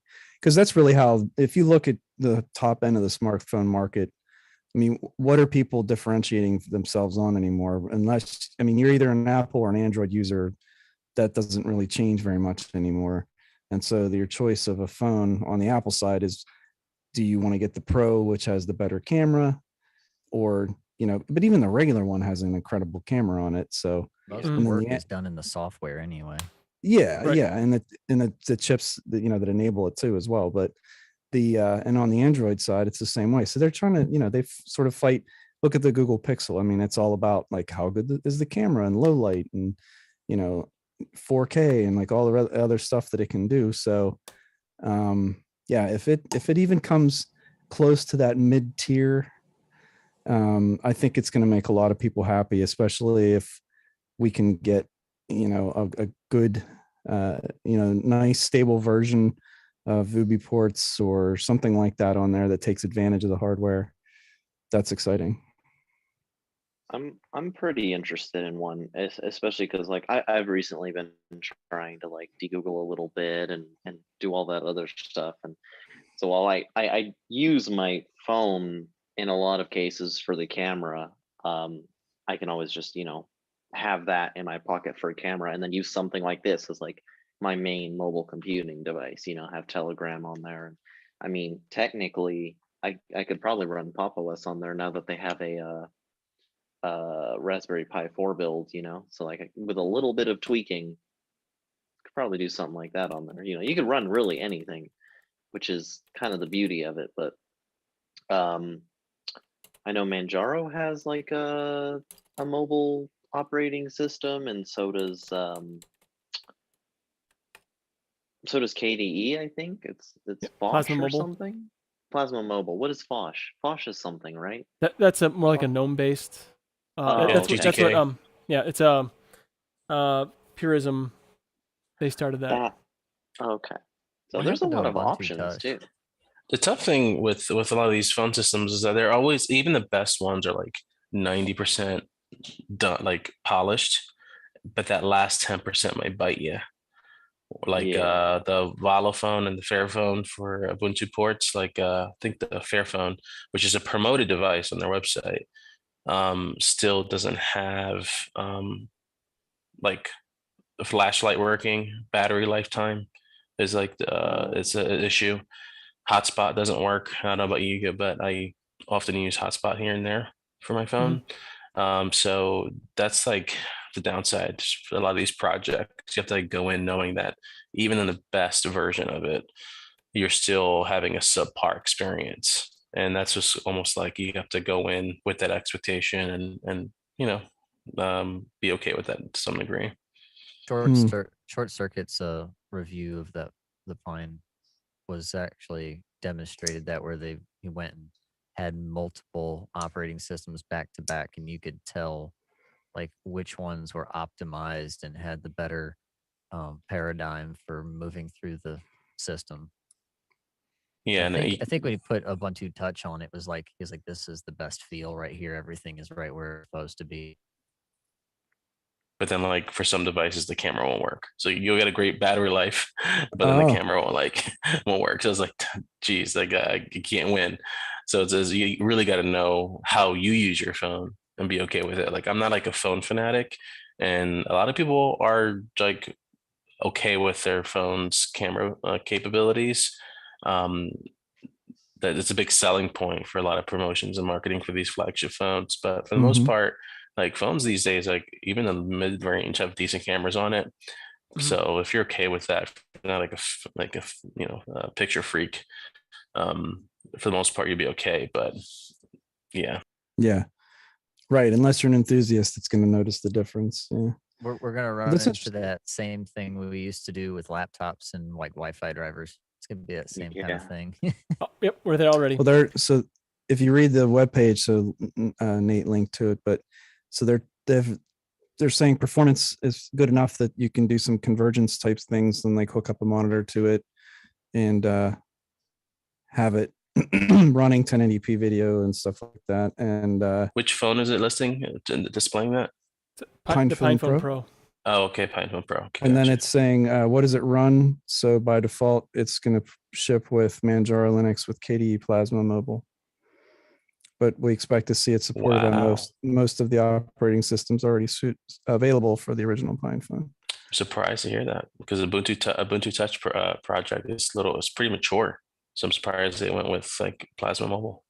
Good for them. Well, Manjaro Linux being a company, and that was part of that maneuver that they made to get into hardware, and this is sort of a push in that direction. There's a lot to be said for having another vendor, that's an actual entity. I mean, there's nothing to take away from UbiPorts, but it's a downside of trying to support all the devices. If you want to put Ubuntu Touch on all the things, right. And I've said this a long time when they first took the lead on Ubuntu Touch, is that there's a huge trade-off. And I don't know. I think the Linux community is overdue for a proper Linux phone. And I think that might have been a misstep to try to support every single device, because Plasma Mobile is obviously good enough for another company to choose. Who knows? Maybe we're looking at a leapfrog. Well, maybe this could be the one that is interesting enough that developers actually want to spend their time on it. Yeah. That this is the problems they find here are ones that they're willing to solve because it leads to something that's really usable and compelling. I mean, I see this, and the next step I hope I see is a better tablet, because I would love to have a portable Linux computer in a tablet form. That'd be awesome. That'd be cool. But it's got to have enough. Mark Shuttlewater, so I would agree with you at least one point. It's got to have enough horsepower, and to run well, because it's just, I don't want a big phone that runs like crap. I just don't, So For sure. The one feature I thought was really interesting is it has UART through the audio jack. Is that a common thing through phones, having the UART in them? Do you know? What is UART? The Universal Asynchronous Receiver Transmitter. So you can wish I apparently knew what send that meant. serial down the headphone jack. wow. Yeah, you can actually talk that's to really a serial cool. protocol. Yeah, I thought that was like crazy. I'm like, is that a thing? I don't know. I don't think that's a normal thing, but that's amazing. Yeah. So I thought that was a really neat feature. Like that, of all the features, it's not the 15-watt quick charge. It's not the better Gorilla Glass screen. It was the UART via the audio jack. That could be really cool. Like if you have some like custom devices that or like things that you want to like hack around with and have that be like, yeah, that's really cool. Well, I'll just say that I'm happy that it actually has a headphone jack, because that's becoming there's that less common nowadays. Oh man, I wonder how because it's got USB, obviously USB-C. USB-C. But I wonder how many devices I can connect over it before it like loses its mind, right? Like, I've been That's running a this cool test experiment. for a while. Yeah, because like I dock my phone actually, like, and I've done this for a while now, where like when I plug my phone in, I've got a monitor connected, a keyboard connected, a mouse connected, the charger connected, so like I wonder how much can I do over this one port. Yeah. That's the only reason why I have a Samsung device, is because they still somewhat support DeX. And I have a Next dock, which runs pretty well. I had to like actually unhinge, like take out the battery and do like a power cycle thing and then put it back in, because it wasn't recognizing the charge above like 1%. But beyond that, the hardware is great. And it's a great experience when you kind of forget a little bit that you're on a mobile device and you're using it like a laptop. That's a pretty amazing feeling. That's really good. And I would say that they'll definitely support that, because it's front and center on that page. Mm-hmm. Nice. Pogo pins and privacy switches are present. The PinePhone Pro is compatible with the keyboard and back cases. Yay. That's exciting. Keyboard case on a phone? That would be crazy. I'm super down with that. I remember my old LG, or not LG, the T-Mobile Sidekick. Mm-hmm. With Remember those that flicked out? Yeah, those are neat. That was great. You still have it? I do. You should try and use it again, just because. Oh no. There's like no towers that support it. You have like signal like once every 1 hour of every 12 hours you're out using it. Right. I'll just be playing Snake. Or Verizon cancels their CDMA and all their. Oh yeah. Yeah, Yeah. they're talking about that for 3G already. I'm trying to wipe that off now. It's only 10 years old. I think that's kind of Crazy. crazy. Yeah. 5G is that they're trying to push 5G on us. So crazy. I'm fine with LTE. It seems good enough. Yeah, I'm like a weird old guy. It's like, this is good enough. Like DSL is good enough. I don't need anything faster than this. Well, I mean, I can do everything I need to do. It's just not, not good for downloading Yeah. ISOs, but, I can do everything else. I won't see 5G here for probably ever. I'm in a rural area, so doubt I'll see it. But, well, it is that time. We're actually a little bit over, but no biggie. So we'll go around the horn here and do the last word. Eris. Thank you very much, everybody, for being here. And I'll just take the opportunity to thank all of the package managers for all the work they do. Thank you. Absolutely. That's a good point. We have to thank those package managers because I'm sure they have kind of a thankless job. And Eris, thanks for being here. Appreciate it. Jinda. Yeah, I'd like to thank everybody for coming out tonight and putting up with me. And once again, congratulations, Shickle. I'm really proud of you. All right, everybody, thanks. And we have music. Awesome. Thanks, Jinda, for being here. Peter. Pammy. Oh, sorry about that. Gesundheit. I'm a big fan of Sean Davis, so I'm going to give Ubuntu another try and give him some love. Awesome. It's currently installing. Excellent. Thanks, So Tony. quick. I mean, Peter. Well, thanks for being here, Peter. I'm glad you're able to, even if you don't run the distribution, just like asking questions. It's perfect. It's a perfect role to have. This time. So, good deal. Colin, last word. Well, thanks for the platform, Nate, and thanks for the help from probably Eric as well, I would say. And congratulations to Shickle at the System 76 job. That's just absolutely awesome.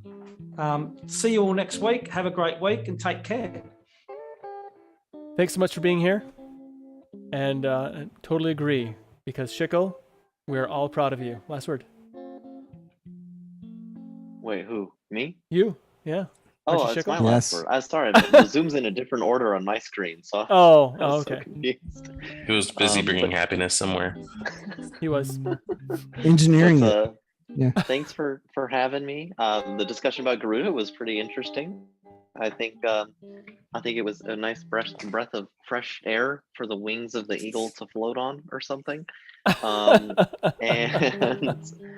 yeah, no, I look forward to this all the time. I want to do it more, but it's just good. It's good seeing some familiar faces, some new faces, and everybody brings something to the table. So yeah, no, it's good being here. Thanks. Excellent. Well, thank you again for being here. Eric, the man who makes it happen. Huh? Yes, I actually made it today. Well, thanks for putting it together, Nate. I know you'd like to thank me, but I literally do nothing except open the meeting. And sometimes I actually join. So I'm really glad I got to stop and say hi. And I'm reading the Pine phone stuff. I'm actually really jazzed about this now. So Excellent. yeah. Well, I am too. Scrap. Can you play and talk? I don't know what it is, so no.